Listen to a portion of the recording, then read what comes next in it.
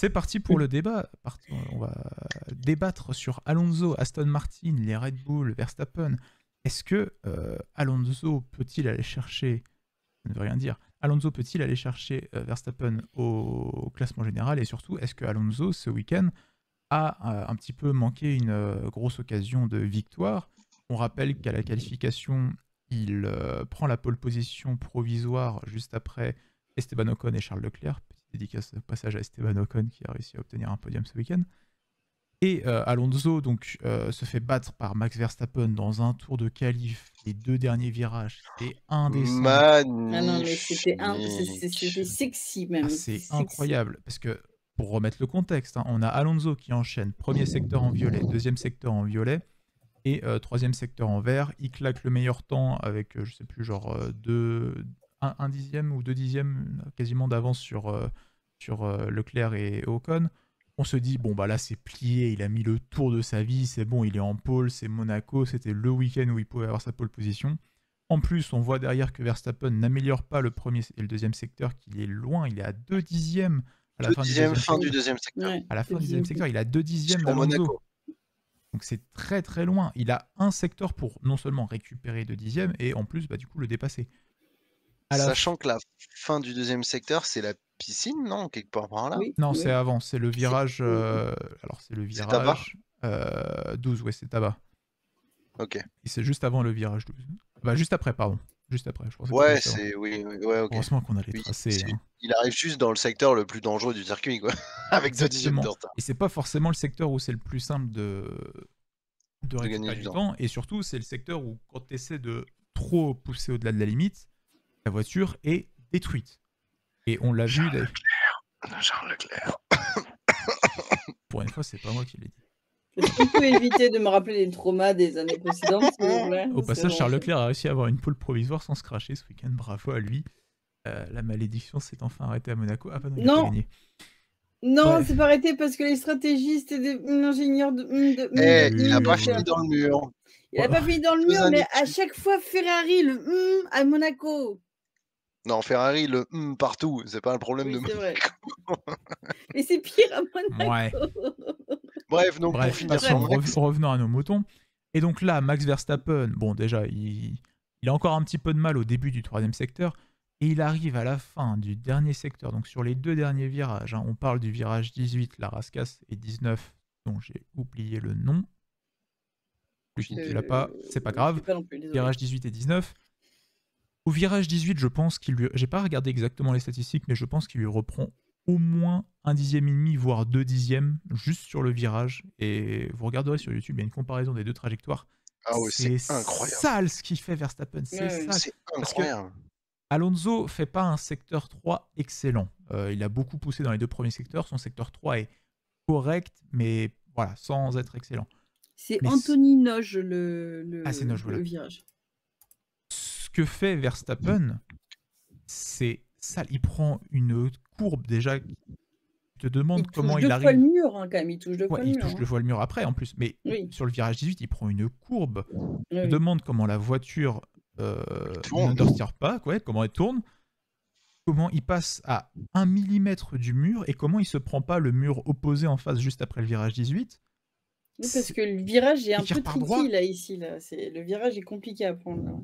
Là. La trajectoire est abusée. C'est grave, c'est dégueulasse. Ouais, non, c'est incroyable. C'est magnifique en même temps. Et du coup, après, juste après, au virage 19, il va retoucher notamment le mur, mais heureusement, pour une fois, sans dégâts, il va finir. Et en plus, on se disait...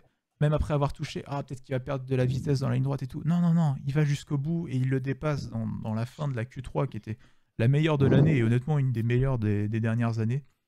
Oui. C'était assez incroyable.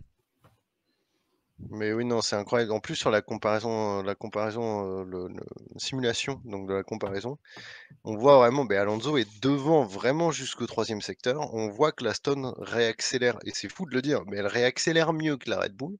Elle n'a pas autant de vitesse de pointe, mais elle réaccélère mieux que la Red Bull. Mais alors la vitesse dans le virage, quand Max passe, mais on se dit mais il a tiré le frein à main, Alonso, c'est pas possible. C'est fou. Et alors oui, pareil, la séance de qualif, elle est incroyable. déjà, alors c'est Depilo qui a appuyé ça, c'est que pour une fois, malgré le format Q1, Q2, Q3, chaque pilote a vraiment fait son tour lancé, fini son tour lancé, que le suivant lançait le sien. Bah, surtout en Q2, Q3, parce qu'il y a quand même eu des complaintes, notamment, alors c'était Bottas, je crois, qui s'est plaint justement qu'en Q1, c'est toujours l'enfer à Monaco, notamment à la Rascasse, qu'il y a toujours des voitures à l'arrêt, et justement, lui poussait le fait de faire comme en formule de promotion, de diviser en 2 groupes, c'est-à-dire faire une moitié de chaque écurie d'abord, et ensuite une moitié de chaque écurie ensuite. Comme ça, tu peux pas avoir plus de 10 pilotes en piste pendant la Q1, là où tu en as quasiment 20 en permanence, parce qu'en plus, à Monaco, tu peux Ouais. souvent enchaîner 2 tours. Bah, il y en a eu Et un c'est vrai qu'en moment. Q2, Q3, par contre, ça allait. Bah, Moi, j'ai envie de dire. à part Norris et Leclerc. Ouais.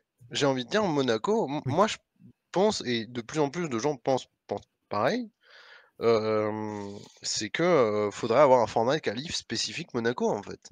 S'il vous C'est plaît, de refaire un tour lancé pour chaque pilote. Alors, à la limite, même Monsieur Stefano Dominichelli qui va absolument virer les essais libres parce que ça sert à rien, que ça fait pas de spectacle, ça n'a pas d'enjeu, bah mettez une séance de qualif vendredi, une séance de qualif samedi. Mais oui, Ce serait incroyable, c'est ça qui fait tout le sel de Monaco. Moi, ce que je trouve fou, imaginez la même séance où on aurait donc ce qu'on a eu, c'est Alonso en pôle provisoire, derrière Ocon en pôle provisoire, puis Leclerc en pôle provisoire, Non, puis c'était Max en pôle non, provisoire. c'était Ocon, Leclerc, c'était Alonso. Ocon, Leclerc, Alonso, Max. Ok, pardon. Sur les 4 derniers, parce qu'évidemment, il y a eu des tours Oui, avant. sur les 4 derniers. Mais ce qui était ultra intéressant, c'est de voir Leclerc faire son tour. Ok, qu'est-ce que ça va donner? Oh, il est en pôle provisoire, incroyable. Oh, il y a Ocon qui. Oh, Ocon, il est en violet vert. Oh, pôle provisoire. Alors que s'ils étaient les 4 se suivaient, ça aurait fait ah, c'est Leclerc en pôle. Ah bah non, c'est Ocon. Ah non, c'est Alonso. Ah bah non, c'est Max. Bon, ok. Et Mais clairement, il n'y a pas cette montée en puissance de voir tout le tour, de les voir frôler les murs, comme on avait eu notamment en Jeddah 2021, où Hamilton a fini sa tentative, et donc on peut se concentrer uniquement sur le tour de Max, et c'est incroyable, tout le monde était au bord de leur siège, enfin, c'était incroyable, et parce qu'on a pu se concentrer sur un tour d'un pilote. Et s'il y a vraiment une séance qualif sur l'année où on peut se permettre de faire ça, c'est peut-être bien Monaco, parce que la course... Monaco, il lui faut un statut spécial. Déjà, le circuit a un statut aussi, spécial. Il n'est Oui. pas aux normes du grade 1 de la FIA, mais il est quand même autorisé à rouler. Le circuit est maintenant beaucoup trop étriqué et court pour des voitures de cette taille-là, ça c'est un fait. Oui. Mais c'est pas un problème pour les qualifications, parce qu'au contraire, ça rend les qualifications encore plus tricky. C'est juste que ça empêche le dépassement après en course. La course est moins intéressante, mais la qualif est d'autant plus intéressante. Mais bien sûr, et quand tu penses à toutes les autres compétitions de sport automobile, l'endurance, les 24 heures du Mans ont un format spécial, complètement spécial. Et c'est 24 heures, ça double de points. L'Indy 500, ça a un format spécial en IndyCar. Toutes ces grandes compétitions ont un format spécial pour ces courses de légende, notamment les courses de la triple couronne. Monaco, donnez-lui un format spécial. Arrêtez de vouloir vous dire que c'est exactement la même chose que les autres week-ends, qu'il faut le même format pour tout le temps. Déjà, vous faites des courses sprint 6 fois dans l'année. Pourquoi vous ne faites pas juste une qualif spéciale à Monaco? Ça rendrait les choses tellement plus intéressantes. Et puis, c'est bien que le dimanche, c'est pas très intéressant, la course du dimanche. Pour garder un peu un concept Grand Prix, mais si t'as pas de pluie, globalement, tu t'ennuies. C'est le samedi qui est important à Monaco. Faites-nous encore plus de qualifs. Là où vous voulez faire toujours un peu plus à Las Vegas et tout, faites-nous un show de qualification à Monaco. Et là, tout le monde sera content. Ce sera si incroyable. un jour ils nous sortent une sprint à Monaco. Oh pardon. Alors là. Franchement, une sprint, j'allais dire d'un tour, mais même pas. Une sprint sur le premier secteur. Tu passes juste le premier virage, à la limite. Voilà, c'est tout. Genre une sprint vraiment d'un secteur. Le truc fait 40 secondes. Impossible n'est pas américain. Impossible n'est pas dominicain. L'impossible n'est pas FIA. Ils peuvent tout nous faire. C'est pas de la faute, c'est pas la FIA là-dessus. Non, c'est pas la FIA. C'est vraiment Dominicain et la FIA. Mais bon, revenons un petit peu quand même au sujet oui, débat original, parce qu'on a vite dévié sur Monaco, mais c'est vrai que là, on a eu une qualif de fou, donc fallait un petit peu en parler. Oui. Alonso par rapport à Verstappen. Donc, on resitue dans le contexte, Alonso, au final, n'a pas la pole face à Verstappen. Verstappen fait un tour de fou. Alonso part en gomme dure au départ de la course, là où Verstappen part en gomme médium. Donc déjà, c'est clair et net que l'objectif d'Alonso n'est pas de dépasser Verstappen au premier virage et de tenter de le garder derrière lui. Ce qui est une stratégie assez commune à Monaco, parce qu'une fois que tu as la position, c'est assez compliqué de se faire dépasser sur Monaco. Mais étant donné en plus qu'il y avait des risques de pluie plus tard dans la course, c'était un petit peu compliqué. Ils ne voulaient pas tenter ça. Ils ont préféré assurer chez Aston Martin. Et alors, par contre, la pluie, donc, elle arrive vers le tour 55 environ, sur 70, parce qu'il y a beaucoup de tours à Monaco, vu que c'est un petit circuit. Et Alonso pit pour mettre des médiums. Alors que la pluie va certainement arriver juste après. Des infos que j'ai eues d'après l'écurie, c'est une erreur de communication. Ils voulaient partir sur des intermédiaires.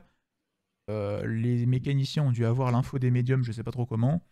Et au final, ils ont mis des médiums. Et juste après, Alonso a été obligé de repeat pour mettre des intermédiaires. Parce que, évidemment, mettre des médiums alors que la pluie était déjà en train de tomber sur les virages 5 et 6, enfin, donc en gros, tout le virage du casino, pas du casino, pardon, de l'hôtel, c'est suicidaire en fait. Vaut mieux à la limite sur 15 tours, 20 tours, avoir des pneus intermédiaires qui chauffent un peu sur la partie sèche, mais qui au moins te permettent de traverser la partie mouillée sans problème, que de tenter des médiums avec une pluie qui s'accélère et te planter dans le mur à l'un des endroits les plus tricky du circuit. Mais bon, malheureusement, ils se sont plantés de pneus, Alonso ressort avec des médiums, il re-rentre au pit, et voilà. Donc la théorie qu'il y avait, c'était est-ce que Alonso aurait pu se battre pour la victoire si jamais il n'y avait pas eu cette erreur de la part d'Aston Martin, étant donné qu'en termes de décalage avec Verstappen, il y avait à peu près le temps d'un pit stop. C'est la question que je vous pose. Est-ce que vous pensez que Alonso avait sa chance sur cette course si jamais il avait réussi à pit avant Max et à mettre des inters avant Max comme c'était prévu? Alors, je rebondis sur rapidement et je laisse la parole juste après sur le problème de communication. Donc, Nishua dit que Aston demande à Alonso, il répond oui. Donc, pour les médiums, c'est ce que j'avais entendu aussi, que l'écurie et Alonso étaient un peu dans le doute parce que Aston, eux, ce qu'ils avaient comme info, c'est que la pluie allait passer, allait mouiller la piste, mais n'allait pas durer. Et je pense qu'à ce moment-là, ils se disent, on met les médiums vont monter plus vite en température, suffisamment par rapport au hard qui commençait à être froid et usé, ça allait être dur de les monter en température malgré la pluie. Et ils se sont dit, on met les médiums, il y a certains virages qui seront mouillés, ça va refroidir les pneus, mais les médiums montent quand même suffisamment en température pour que ça grippe, que ça adhère sur le reste du circuit qui est sec. Et vu que la pluie va pas rester, derrière on est en médium, on fait notre stratégie comme c'était prévu, hard médium, par rapport à Max qui lui a fait durer longtemps les médiums et a perdu beaucoup de temps sur la fin du relais et aurait dû passer en hard ensuite parce qu'il serait sûrement pas passé en soft. Donc théoriquement, si la pluie était vraiment passagère, je pense qu'Alonso serait passé devant avec les médiums. Mais la pluie n'est pas passagère et en fait l'écurie, l'équipe et Alonso étaient un peu dans le doute de médium, inter, on sait pas trop, sachant qu'il y avait déjà des voitures en inter, etc., etc. Et Nishwa l'écrit aussi, donc Aston demande à Alonso médium ou dit à Alonso box médium, et là Alonso dit oui, ok, go. Donc Alonso était au courant, je pense pas qu'il ait mal compris comme pour Inter, comme tu le proposes Nishwa, à mon avis ça m'étonnerait. Mais je pense que juste ils étaient dans le doute et il fallait prendre une décision et il fallait pas trop traîner, donc ils l'ont faite, c'était la mauvaise, bon. C'est vrai qu'ils auraient pu se dire bon ben on met les inters et au pire si ça marche pas on re-rentre mettre les médiums plutôt que de mettre les médiums et re-rentrer mettre les inters. Ouais. Bah ouais, attendre encore un peu. Oui, ils auraient pu faire ça. En soi, c'est peut-être le truc que je comprends le moins, c'est Alonso avait déjà l'avantage stratégique avec les hards par rapport aux médiums de Verstappen. Il avait beaucoup moins de chances de se mettre dans le mur alors que Verstappen, ses pneus, ils commençaient à être vraiment usés. Donc, ouais, je sais pas pourquoi ils ont pas attendu encore quelques tours. Parce que Alonso, vu le choix de pneus, avait la capacité, par rapport à Max, d'attendre plus longtemps. On pourrait se dire, oui, mais s'il attend trop, il perd son avantage. Ben non, en fait, Alonso a des pneus qui durent plus longtemps sur les hards par rapport aux médiums complètement déchiquetés de Verstappen. Donc, ouais, moi, à la limite, ce que je comprends pas, c'est pourquoi ils se sont pas dit, bon, ben, on attend de voir. Et puis, si Max s'arrête pour changer de pneus, ben, on limite, on fait pareil. Et Normalement, Alonso aurait perdu moins de temps sur la fin des hards que Verstappen sur la fin des médiums. Mais bon, l'écart est quand même resté à peu près le même du début de la course, c'était toujours autour des 10 secondes. Donc peut-être que ça aurait quand même pas suffi, je sais pas. Mais s'il rentre direct et il met les 1/3 et il prend l'initiative par rapport à Verstappen, je pense qu'il peut aller chercher la victoire. Ouais. Et qui tu voulais réagir? Ouais, moi j'ai eu vraiment l'impression que la fin de ce Grand Prix s'est jouée à qui va attendre la pluie le plus longtemps possible. Ouais, bah oui, complètement. Et c'était vraiment un combat de tout le monde, on voyait tout le monde, les pneus déchiquetés, il y avait des ralentis sur les pneus de Lewis qui étaient dans un état pas possible. On a vu vraiment des plans sur les pneus, et en mode genre: «OK, personne pit parce que tout le monde sait que la pluie arrive». Donc tout le monde veut faire qu'un pit stop et pas, faire 2 pit stops avec, on pit pour changer, de slick, mais après il faut changer en inter. Et en fait, c'était un combat de qui va être le plus patient et qui va pouvoir tenir le plus possible sa voiture avec des pneus complètement horribles. Et ça, Max sait le très bien faire. Il a tenu 55 tours, c'est ça, avec ses C'est médiums? ça, à ce jeu-là, c'est Et c'est Max qui Max gagne. et en fait, c'est toujours Max qui gagne à ce jeu-là parce qu'il a un très bon management il sait très bien, même s'il y en a plein qui disent, notamment, notre très cher Adenda, qui peut-être nous regarde, que Max gagne uniquement grâce à sa voiture. Là, à Monaco, je pense qu'il a prouvé que c'était pas que la voiture. Et qu'en fait, Max, il est extrêmement fort à aller vite, mais surtout à manager et à en fait, pousser dans les limites sa voiture et lui-même. C'est ce que Et à disait te Helmut Marko d'ailleurs, qu'il s'était amélioré là-dessus parce qu'il avait toujours été bon en termes de rythme et ouais. d'agressivité et tout, mais qu'il a appris notamment à être plus calme sur ses prises de décision, d'agression et tout, et surtout maintenant sur son management des pneus. Ah non, mais il est Pour extraordinaire. Bon, alors évidemment, c'est Non, Helmut Marko, donc il est un peu biaisé, mais selon lui, maintenant, c'est oui. devenu le meilleur de la grille, et c'est honnêtement pas impossible. Pour les dernières années, honnêtement, pour moi, il fait le C'est jeu égal avec devenu Hamilton. le meilleur de la grille avec cette voiture. Avec cette voiture, oui. Qui est très douce sur les pneus et qui est très performante. Oui, mais je veux dire, on a quand même vu une certaine évolution parce que Verstappen, on l'a jamais imaginé comme un mec qui chuchote ses pneus en 2019, tu vois. Clairement. Et maintenant, bah, c'est vrai que depuis 2 ans, je me dis, alors oui, il y a potentiellement la voiture aussi qui joue beaucoup, mais quand tu compares à Perez, par exemple, pas trop ça. Hein.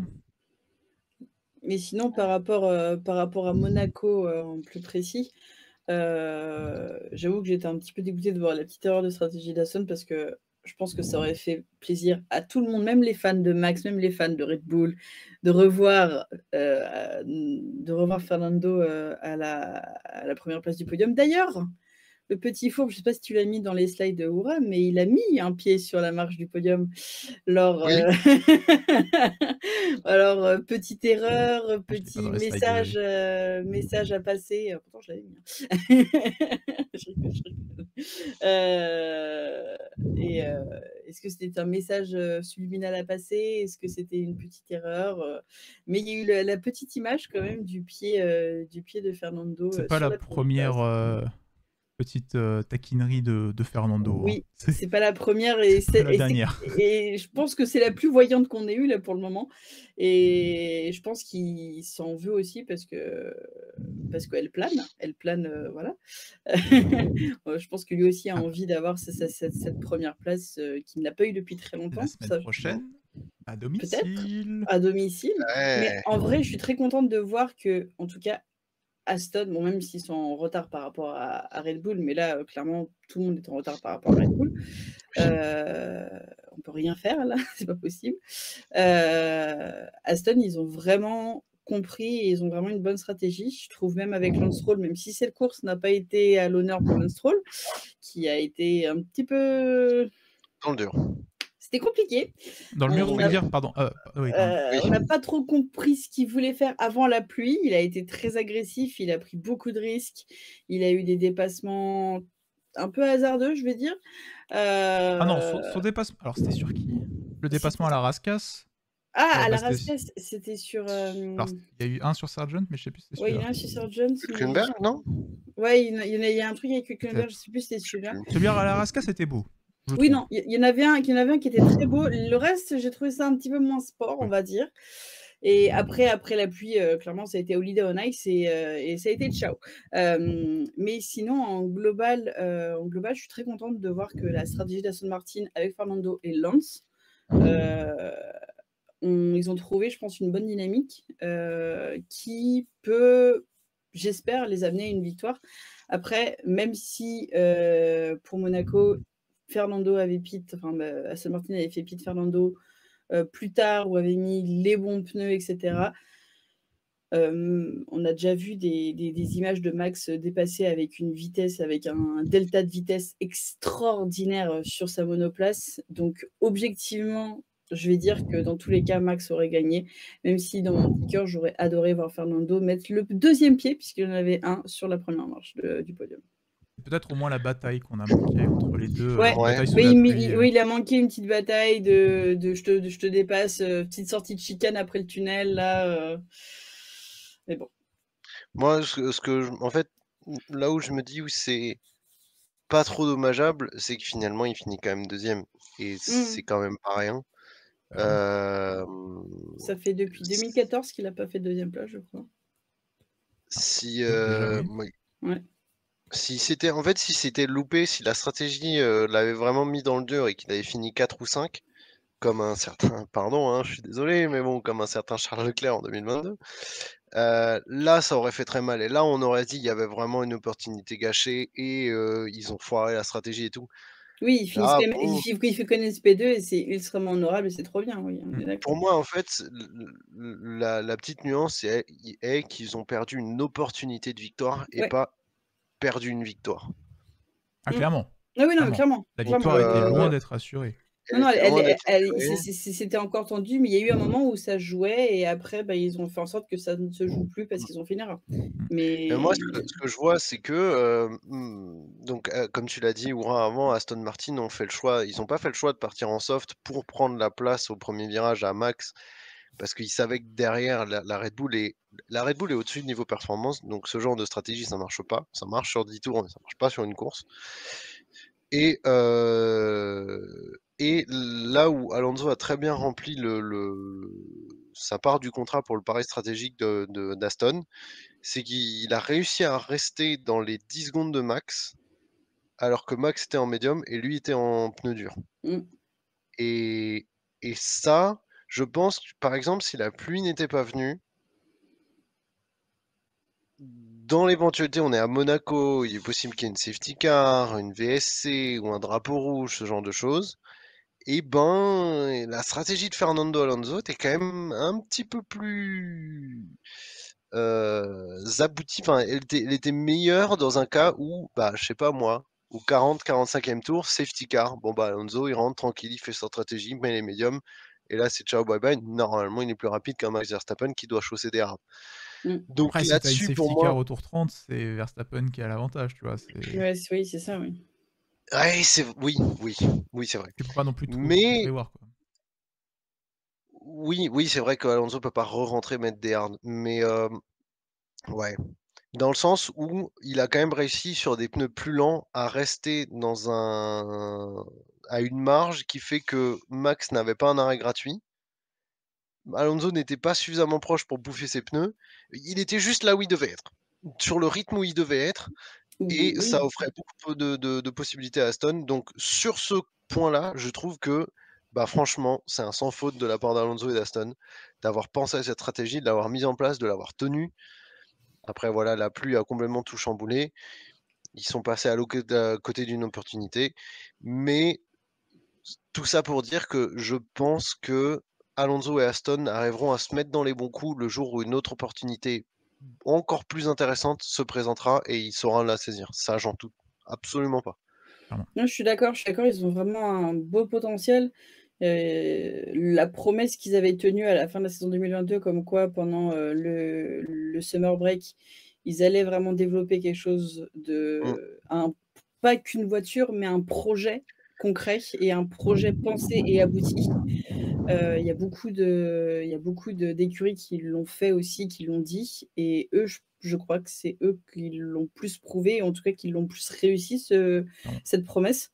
Et enfin, rien qu'à voir la différence, sans parler des points entre l'année dernière et celle d'avant, mais même en tant qu'entente d'équipe, j'ai l'impression, en tant que management, en tant qu'esprit d'équipe aussi, il y a vraiment il y a vraiment du mieux et du mieux organisé aussi.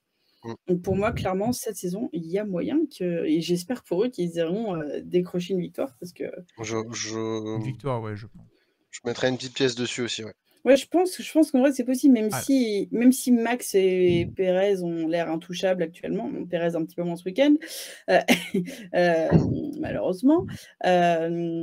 Mais c'est vrai que bah, déjà, ouais, un accident j'espère. entre les deux Red Bull n'est pas à mettre à l'écart. Oui, Euh, ou un accident Alon- tout seul d'ailleurs. Oui, voilà.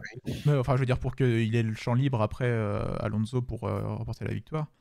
Alonso, c'est quand même une P4 au maximum sur toutes les courses de l'année. On est à la 6e course. Il Ouais. a fait que des podiums, une P4 et une P2. C'est quand même hyper impressionnant. Allez, on n'a que Verstappen qui pourrait se targuer de faire mieux. Et encore, il a eu un ou deux DNF. Euh, les, Verstappen? les victoires de Mmh. Perez, c'était parce qu'il a fait quoi déjà Verstappen, je sais plus. Non, c'est parce qu'il est Non, parce qu'il est parti en milieu de grille. il a fini tous ses grands prix, Mais je crois. mais il a Ah pas eu de bon? DNF, non? Il a pas eu de DNF. Ok, bon, je dis n'importe quoi. Enfin, ça reste des résultats excellents. Oui, ça reste des résultats excellents, on est d'accord. Alonso, il a la niaque. Et on a vu sur un circuit comme Monaco qu'il peut aller chercher les Red Bull en termes de pilotage. Que la Aston Martin, certes, elle est un peu en dessous, mais honnêtement, elle n'est pas non plus si loin que ça. Elle peut Ouais, vraiment elle se est battre. saine, elle est Mmh. surtout Elle est saine, elle est saine moins sur performante, mais elle certains est saine. tracés. J'arrive pas à me rendre compte à quel point Barcelone va être plutôt à l'avantage ou au désavantage de l'Aston Martin, parce que d'un côté, elle est très saine. D'un autre côté, est-ce qu'elle sera saine sur l'intégralité du circuit, sachant que chaque secteur est hyper exigeant dans des points différents? On verra bien, notamment sur la ligne droite, la Red Bull va être juste Ouais. intenable, surtout avec la chicane qui a été enlevée. Bah, l'Aston pourra peut-être se rapprocher, mais ça va être difficile de doubler. Ouais, ça va être assez. C'est Barcelone, hein. Mais dans tous les cas, ouais, Ah, Aston mais même avec, Martin, ils peuvent. Déjà, ils sont à la P2. Moi, je pense qu'Alonso peut aller chercher Perez sur la P2 au championnat parce qu'il est Mmh. pas très loin derrière. Il est beaucoup plus constant. Oui. Et Perez, on le sent un petit peu. On sentait qu'il y avait une envie d'aller chercher le maximum de points pour peut-être aller faire au moins douter un petit peu Verstappen. Mais au final, on voit ouais, qu'il bon. cède. Non, ouais. Là, on a vu ce week-end qu'il cède à la pression. Ouais. Il se rentre dans le mur en Q1, ça c'est vrai. Que tu te rentres en Q3, c'est déjà arrivé, ça arrivera, on le sait. Mmh. En Q1, avec En la Q1, première c'était voiture violent. du plateau, c'est pas normal. Ouais, non, c'était violent. Non. Donc je pense qu'Alonso peut vraiment aller chercher cette deuxième place. Par contre, pour la deuxième place au championnat, il va falloir que Stroll derrière s'excite un peu parce que là, il est Pour ce beaucoup cas, ouais. trop en retard. Mmh. Et Mercedes Mercedes ont est revenu deux sur pilotes. Aston. Et oui, Mmh. ils sont hyper rapprochés d'Aston Martin parce que Hamilton et Russell marquent des gros points. Alors, c'est pas autant qu'Alonso, mais ils marquent des gros points d'eux. Alors que Stroll marque genre un quart des points que marque Alonso. Ouais. Là, c'est C'est un peu réminiscent de la lutte McLaren-Alpine l'année dernière, hein, Mmh. ouais, exactement. C'est avec exactement Ouais, c'est ça. ça, ouais. Ouais, c'est Norris ça, ouais. Ricciardo et de l'autre côté, c'était Alonso Ocon. C'est ça. Non, c'est sûr. Même la Même lutte si j'avoue, Ferrari-McLaren en 2021. honnêtement, j'ai un peu plus d'espoir en Stroll cette année qu'en Ricciardo l'année dernière. Je Oui, pense moi qu'il aussi. Oui, ouais, je peut suis d'accord. Oui. il peut se remettre à niveau, mais il va falloir déjà qu'il arrête de faire des bêtises, genre ne pas se qualifier en Q2 à Monaco, avec la Oui. deuxième voiture du plateau. Bon, tu me diras, Perez a fait la même, mais là, c'était juste en termes de rythme pur. Oui, c'était le rythme, c'était pas un accident. Et bah, surtout qu'il ramène des gros points. Je veux dire, à la limite, s'il fait pas autant de podiums qu'Alonso, qu'il est juste derrière lui à chaque fois, moi je m'en fiche. Mais s'il est derrière lui entre la P4 et la P6, quoi. Oui, Pas c'est ça, s'il est oui. derrière lui Oui, entre la il P4 et la P16.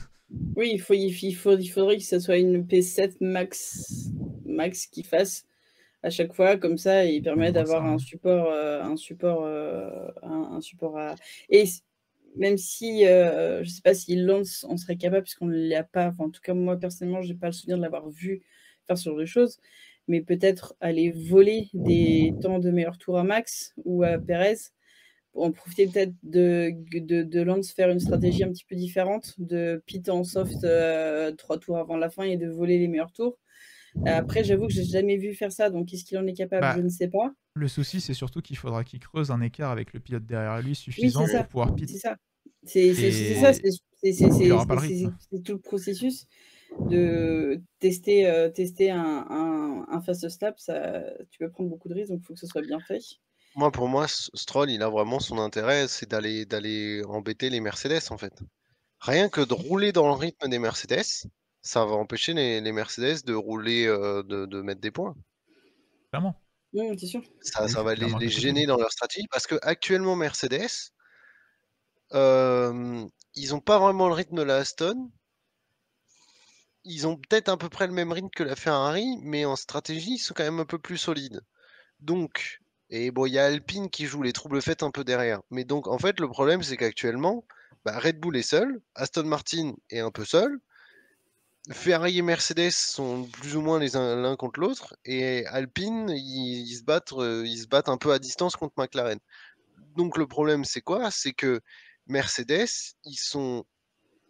si ils font une bonne stratégie et qu'ils arrivent à botter Ferrari sur la touche assez rapidement, ils peuvent se concentrer d'aller chercher Aston. Mmh. Si Ferrari revient en performance, ça va faire les affaires d'Aston parce que Mercedes et Ferrari vont pas arrêter de se crêper le chignon et donc Mercedes sera concentré à défendre sur Ferrari. Mmh. Mais si Ferrari n'est pas là, il faut que Stroll soit là pour gêner les Mercedes. Et actuellement, même s'il est à peu près dans les mêmes positions et qu'il ramène quelques points, il n'embête pas les Mercedes. C'est le même problème qu'avait Bottas chez Mercedes l'année dernière. Par rapport à Pérez, par exemple, 2 ans. c'est que Bottas était là, il mettait les points, mais c'était genre, il y avait Max et Lewis, il y avait Pérez à 10 secondes d'Hamilton qui faisait attention, fais pas une petite erreur parce que je suis juste derrière, et puis il y avait Bottas à 20-30 secondes derrière. Donc Bottas, il mettait aucune pression sur Pérez. C'est un peu le même principe. Il faut que Stroll, il soit à peu près dans les parages des Mercedes pour que les Mercedes se disent bon on peut pas faire la strat qu'on veut parce qu'il y a Stroll qui nous embête. Si on fait telle ou telle strat, lui il peut couvrir, faire un undercut et nous embêter quoi. Et pour moi Stroll, on doit l'attendre là-dessus. Et pour le moment, il marche pas trop bien. Petite question du coup pour clôturer ce long débat, avec une réponse qui va être très rapide. Est-ce que vous pensez que Stroll va avoir un podium cette saison, au vu des 6 courses qu'on a eues jusque-là? Tout scénario confondu, Alonso qui DNF une course. Est-ce que vous pensez que sur toutes les courses qui restent, Stroll va avoir un podium? Non. Non. Dur. Il a la deuxième voiture du plateau quand même, hein. Ouais, mais non. Ok. Je veux dire, il y Dans le a chat, je sais pas si ça veut réagir dans le chat. il y a tellement d'autres clients avant. Ouais. Il y a tellement d'autres clients avant, je veux Après, dire, un podium hein, sur ouais, une mais quinzaine de même courses. ouais, mais il y a beaucoup trop d'autres clients avant. Je veux dire, Ouais, mais il y a 6 voitures, il y a 6 pilotes avant lui. Hein. je veux dire, tu as Russell, Hamilton, Perez, Max, j'ai dit Lewis? Oui, j'ai dit Allez, Lewis. même pas 6, il y a eu Allez, 9 t'as voitures devant Il y a lui. 9 Charles. pilotes. Carlos, Max, on n'en parle même pas puisqu'il est devant de toute façon. Enfin, Pour faire un podium, Norris, je le vois aussi devant. Oh, les 2 premières places sont réservées par les 2 Red Bull. Donc la 3e place, il non, mais reste on sait Alonso. jamais une course où il y a un gros bazar, genre les 3 premières places, c'est pas genre un Monza, un Hongrie, un truc du genre, tu vois. À part si Bottas nous refait un petit bowling, comme il y a 3 ans, moi si je je dis pas de dis, bêtises. faut prendre en compte toutes les situations possibles. À part si Bottas nous refait un bowling comme il y a 3 ans, je vais peut-être y réfléchir. Parce que la Mais victoire de sinon, Pérez à c'est Sakir, pas... Oui Stroll était sur le podium. La victoire de Gasly à Monza, Stroll était sur le podium. Oui. Peut-être qu'il s'infiltre un peu dans les courses où il peut... Parce que comme il n'arrive pas à se qualifier en tête, vu qu'il est nul le samedi, il est un peu en dehors des problèmes, il s'infiltre et puis hop, il remonte avec sa voiture boostée aux hormones. Non, Moi, sûr. je vais dire qu'il va en avoir un.